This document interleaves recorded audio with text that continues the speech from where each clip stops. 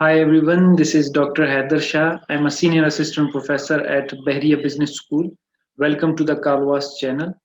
As we had promised that we will be bringing a video on thinking and stages of critical thinking. So in this video, we have focused on this thinking and critical thinking stages. So let's get started. So all of us know that what is thinking, right?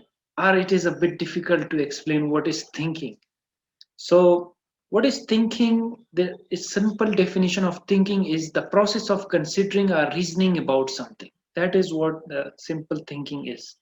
And how do the psychology field define thinking? Is the mind is the idea while thinking process of the brain involved in processing information such as when we form concepts, engage in problem solving, to reason and make decisions. This is what the thinking definition according to the psychology field.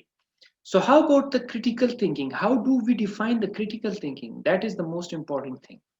So, critical thinking is the objective analysis and evaluation of an issue in order to form a judgment. Why do we involve in a critical thinking? First, we observe things critically. This is called objective analysis. And then we evaluate it. For what purpose? In order to make a better decision.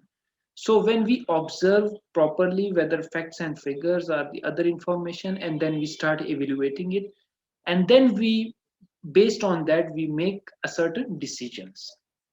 So is there any difference between thinking and critical thinking, and what are the stages of thinking, right?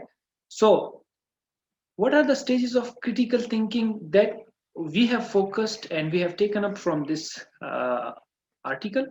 That is intellectual development of the critical thinking, are paraphrased from the article Thinking Development, a Stage Theory by Linda Paul and Richard Elder.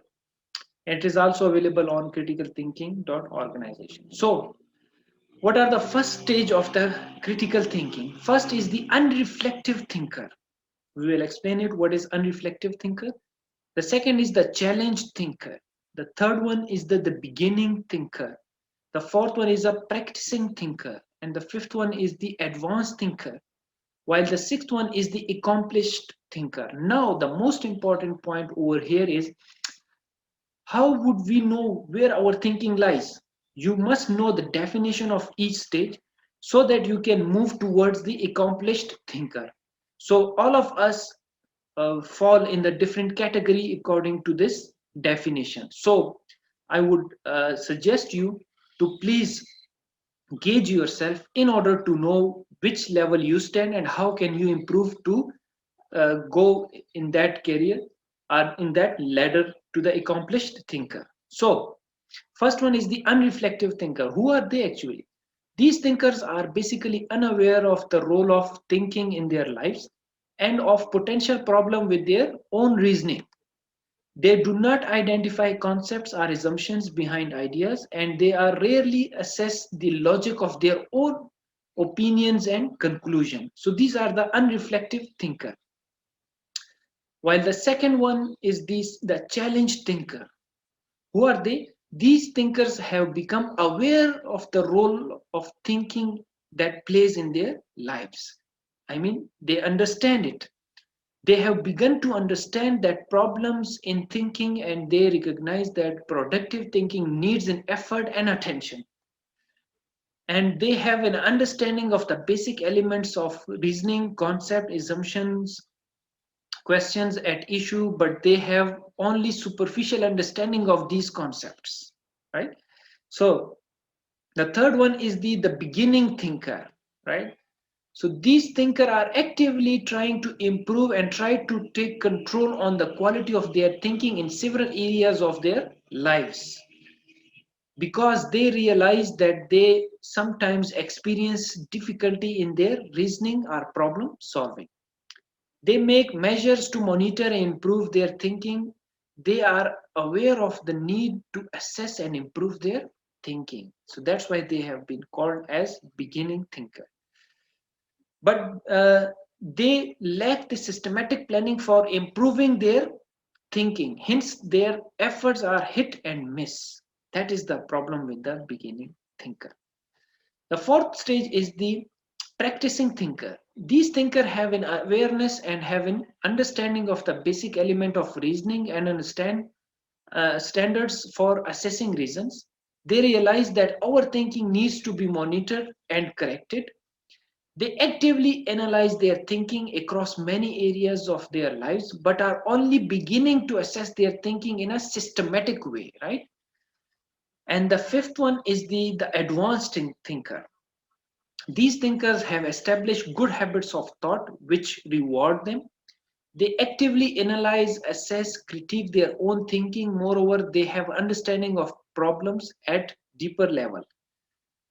These thinkers have well developed sense of their own egocentric nature, and they strive to be fair minded, right? So remember this one sentence which would differentiate between the advanced thinker and the accomplished thinker. And the last one is the accomplished thinker. These thinkers have established a systematic plan to assess and correct their own thinking and continuously improve their thinking.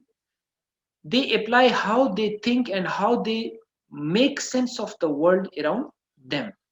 And accomplished thinkers are deeply invested in fair-mindedness and regularly recognize and control their own egocentric nature. That is the basic difference between the advanced thinker and accomplished thinkers. You will find a lot of people who are well educated at the good position, at good level.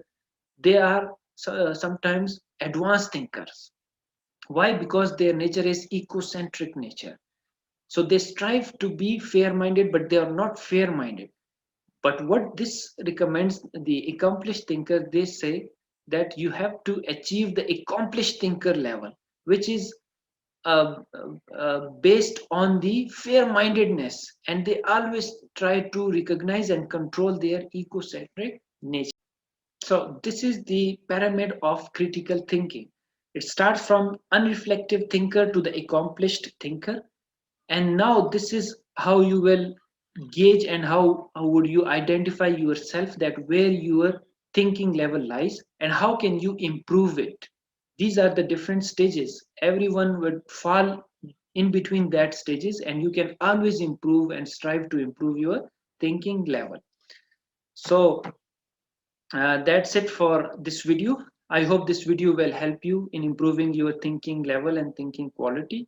So don't forget to subscribe this channel so that you can get the latest notification. Thank you. Stay safe. Goodbye.